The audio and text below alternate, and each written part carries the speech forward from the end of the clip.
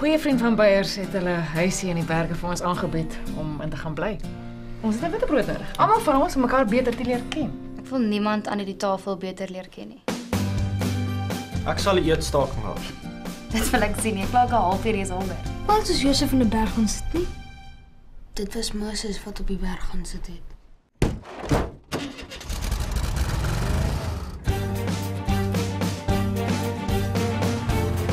Dit lyk soos 'n perdestal. Lyk soos 'n spookhuis. Lyk so 'n dam. Ek is seker jou vriendin wil nie tussen die goggas en die spinnerakke kom kuier nie. Seker Sharon het nie die vaagste benul van vir haarself gemaak. Ek ken nie my pa se ma nie. Ek ken skaars my pa. Jy gaan hom hierdie week bietjie beter leer ken. Ons het 'n interessante boodskap op die selfoon gekry. Raai wie kom kuier? Dis hulle ma. Sy is baie glamorous. Ek weet net sy was eers 'n nurse en toe was sy act en nou het sy borste soos ballonne.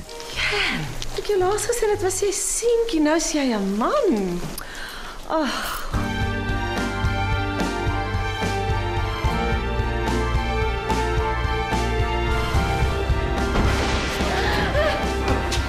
Altyd 'n swak voorbeeld van 'n vader, maar met hierdie ongelooflike heldedaad het ek hooplik opgemaak vir al my sondes. Ek dink die enige kar sal dit deur die drif kan maak nie. Ons is vasgekeer. Ek moet maandag in Johannesburg wees. Wat gaan aan? Dit lyk of Margo haar vlug Johannesburg toe gaan mis. Ons is soos hy spilletjie B-grade celebs in 'n TV-program. Ge-outcast.